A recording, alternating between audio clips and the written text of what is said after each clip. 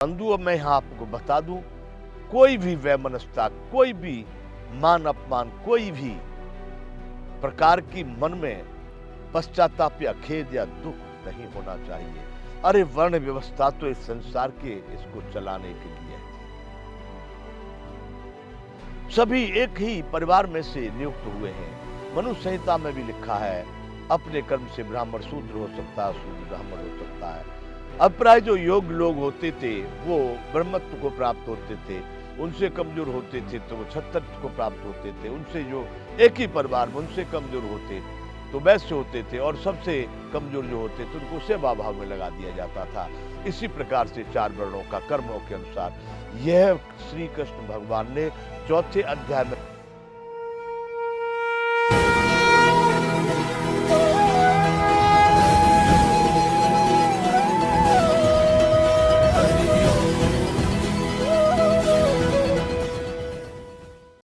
जय विश्ववंत संपूर्ण गीता ज्ञान। बंधुओं, ये चलता है मोक्ष संन्यास योग 18वां अध्याय, अर्थात श्रीमद् भगवत गीता का ये अंतिम अध्याय। यहां भगवान चारों वर्णों के कर्मों को बताए हैं। ब्राह्मणों का कार्य, क्षत्रियों का कार्य, वैश्यों का कार्य और शूद्रों का कार्य, ये चारों प्रकार के। बंधुओं, मैं यहाँ आपको बता दूं, कोई भी वैमनस्यता, कोई भी मान अपमान, कोई भी प्रकार की मन में पश्चाताप या खेद या दुख नहीं होना चाहिए। अरे वर्ण व्यवस्था तो इस संसार के इसको चलाने के लिए थी। सभी एक ही परिवार में से नियुक्त हुए हैं। मनुष्य संहिता में भी लिखा है, अपने कर्म से ब्राह्मण शूद्र हो सकता है, शूद्र ब्राह्मण हो सकता है। अब प्राय जो योग्य लोग होते थे वो ब्रह्मत्व को प्राप्त होते थे, उनसे कमजोर होते थे तो वो क्षत्रत्व को प्राप्त होते थे, उनसे जो एक ही परिवार में उनसे कमजोर होते तो वैश्य होते थे, और सबसे कमजोर जो होते थे उनको सेवा भाव में लगा दिया जाता था। इसी प्रकार से चार वर्णों का कर्मों के अनुसार यह श्री कृष्ण भगवान ने चौथे अध्याय में भी कह दिया है। बंधुओं, वर्णों के ऊपर कोई विवाद करना, वर्णों के ऊपर बहुत सारे लोगों को मैंने पहले सुना है ऐसा कि वर्णों के विषय में भी वो हमारे पूर्वजों को और वर्तमान में भी वो लोग विवाद उत्पन्न करते हैं। वो कदापि किसी भी प्रकार से वह उचित नहीं है। क्यों कि वर्ण व्यवस्था ये संसार चक्र को चलाने के लिए, सामाजिक प्रक्रिया को चलाने के लिए, मानवीय प्रक्रियाओं को चलाने के लिए, यदि हम गीता शास्त्र को श्रेष्ठ मानते हैं तो इसकी सभी बातों को हमको समझना पड़ेगा। भगवान ने चौथे अध्याय में कहा, चातुर्वर्ण मया सृष्टि गुण कर्म विभाग सह तस्य कर्तारपि माम विद्य अकर्ता मव्ययम्। चार प्रकार की गुण और कर्म के विभाग से मेरे द्वारा यह सृष्टि की गई है, उसका कर्ता होने के बावजूद भी, उसके उपरांत भी मैं अकर्ता हूं। तो बंधुओं, यह चारों वर्ण का अपने अपने कर्म बताए। उसके बाद में भगवान ने कहा कि अर्जुन, अपने अपने स्वाभाविक कर्मों में तत्परता से लगा हुआ मनुष्य भगवत प्राप्ति रूप परम सिद्धि को प्राप्त कर लेता है, हो जाता है। ऐसा नहीं कहा ब्राह्मणी भगवान को प्राप्त करेगा, क्षत्रिय भगवान को प्राप्त करेगा, वैश्य भगवान को प्राप्त करेगा, शूद्र भगवान नहीं। कोई भी इन चारों वर्णों में से कोई भी अपने अपने स्वाभाविक कर्मों को तत्परता से करता हुआ, स्वाभाविक कर्मों में तत्परता से लगा हुआ मनुष्य भगवत प्राप्ति रूप परम सिद्धि को प्राप्त हो जाता है। अपने स्वाभाविक कर्मों में लगा हुआ मनुष्य जिस प्रकार से कर्म के परम सिद्धि को प्राप्त होता है, उन कर्मों को करके कैसे परम सिद्धि को प्राप्त होता है, भगवान ने कहा तू मुझसे उस विधि को भी सुन, मैं तुझको अब वह विधि बता रहा हूं। तो बंधुओं, यहां से आगे अब यते प्रवर्ति भूतानाम येन सर्वमिदं ततम् स्वकर्मणा तमभ्यर्च्य सिद्धिं विन्दति मानवा जिस परमेश्वर से संपूर्ण प्राणियों की उत्पत्ति हुई है और जिससे यह समस्त जगत व्याप्त है, उस परमेश्वर की अपने स्वाभाविक कर्मों द्वारा पूजा करके मनुष्य परम सिद्धि को प्राप्त होता है। क्या कह रहे हैं? जिस परमेश्वर से संपूर्ण प्राणियों की, जितने भी सृष्टि में भूत प्राणी हैं, सबकी जिससे उत्पत्ति हुई है, तथा जिस परमात्मा से जड़ चेतन संपूर्ण व्याप्त है, यानी उसका कहीं अभाव नहीं है, सर्वत्र जो है ही है, सब में उपलब्ध है,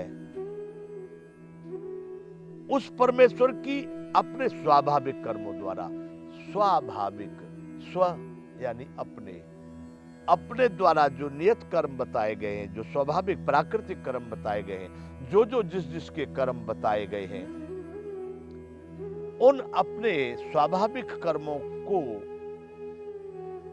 उन कर्मों के द्वारा पूजा करें। भगवान की पूजा बंधुओं एक विधि बताएगी कि भगवान को नहलाना और फूल चढ़ाना और नैवेद्य चढ़ाना और अत्तर लगाना और आरती उतारना, वो नहीं। यहाँ भगवान उस विधि को नहीं कह रहे हैं। यहाँ भगवान कह रहे हैं अपने स्वाभाविक कर्मों द्वारा पूजा करके। बंधुओं, यही पूजा की सच्ची विधि है। हमारे भारत में बहुत बड़ा, पता नहीं कब से एक व्यभिचार आ गया। पूजा पद्धति में भी, पूजा शब्द ठीक है, लेकिन उसकी जो पद्धति बना ली गई या पद्धतियों में बहुत बड़े विकार हो गए। इस समय वह चर्चा का विषय नहीं। यहां पर भगवान कह रहे हैं कि अपने स्वाभाविक कर्मों द्वारा पूजा करके। कर्मों से कैसे पूजा होगी? झाड़ू लगाने से भी होगी, शास्त्र पढ़ने से भी होगी, धर्म की रक्षा करने से भी होगी, दान करने से भी होगी। यानी अर्थ, धर्म, काम, मोक्ष, चारों पदार्थ आपको उपलब्ध हैं यहीं पर, इसी पृथ्वी पर। आप अब कैसे पूजा करना चाहते हैं? अपने जो आपके कर्म नियत किए गए, उन्हीं कर्मों में से आप अपने रास्ते को बनाइए, अपना मार्ग ढूंढिए, अपना पथ प्रदर्शित कीजिए, और उसी में से आप अपने स्वाभाविक कर्मों के द्वारा उस परमात्मा को प्रसन्न कर सकते हैं। अपने स्वाभाविक कर्मों के द्वारा पूजा करके उस परम सिद्धि को प्राप्त हो जाते हैं। परम सिद्धि मतलब पूर्ण सफलता, जिसके लिए मानव का ये शरीर प्राप्त हुआ है। ये जो मानव देह मिला है, सुर दुर्लभ सद ग्रंथन गावा, बड़ी दुर्लभता से प्राप्त होने वाला। यहां से मनुष्य अगर चूक गया तो फिर पता नहीं कितने जन्म तक भटक जाता है। तो बंधुओं, भगवान यहां कह रहे हैं कि अपने स्वाभाविक कर्मों के द्वारा भगवान की पूजा करके मनुष्य परम सिद्धि को प्राप्त हो जाता है। अपने स्वाभाविक कर्मों को करते रहिए और वो कर्मों को परमात्मा को समर्पित कीजिए। कोई भी कर्म आपने कर, अच्छा हो गया तो भी भगवान का, बुरा हो गया तो भी भगवान का, क्योंकि मनुष्य से भूलें हो सकती है।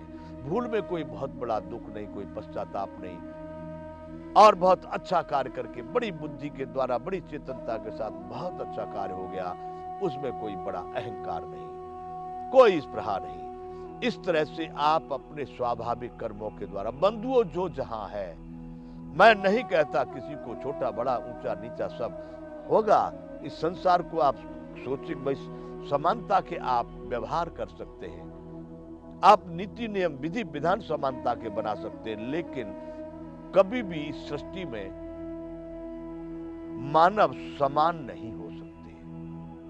कर्मों के द्वारा वो अलग अलग प्रकार से विभाजित हो जाते हैं और उनका संबोधन छोटे बड़े, ऊंचे नीचे, मध्यम उत्तम, इस प्रकार के होता है। और ये पहले भी था, आज भी है, और बंधुओं किसी भी काल में ये समाप्त नहीं होगा। अपने इस झंझट में न पड़ के, ऊंचे नीचे छोटे बड़े में न पड़ के, चल तू अपनी राह पथिक चल, तुझको विजय पराजय से क्या। आप अपने स्वाभाविक कर्मों को करते रहिए और उन अपने स्वाभाविक कर्मों को करके भगवान की पूजा कीजिए, भगवान को अर्पित कीजिए और इसी से आपको पूर्ण सफलता प्राप्त हो जाएगी। भगवान ऐसा अर्जुन को कह रहे हैं कि अर्जुन, मैं तुझको बताऊंगा कि अपने स्वाभाविक कर्मों को द्वारा, अपने स्वाभाविक कर्मों में लगा हुआ मनुष्य जिस प्रकार से कर्म से परम सिद्धि को प्राप्त होता है, वह विधि तुझको बताऊंगा। तो वह विधि यहाँ भगवान बता रहे हैं कि मनुष्य अपने स्वाभाविक कर्मों से पूजा करके, पूजा का मतलब है आप समर्पित करो भगवान को, तन मन धन वचन कर्म से जो भी हो रहा है वो संपूर्ण परमात्मा का, परमात्मा के लिए परमात्मा में ही हो रहा है। ऐसे विचार से आप अपने स्वाभाविक कर्मों से परमात्मा की पूजा करके पूर्ण सफलता को पा सकते हैं। जय विश्व बंधु।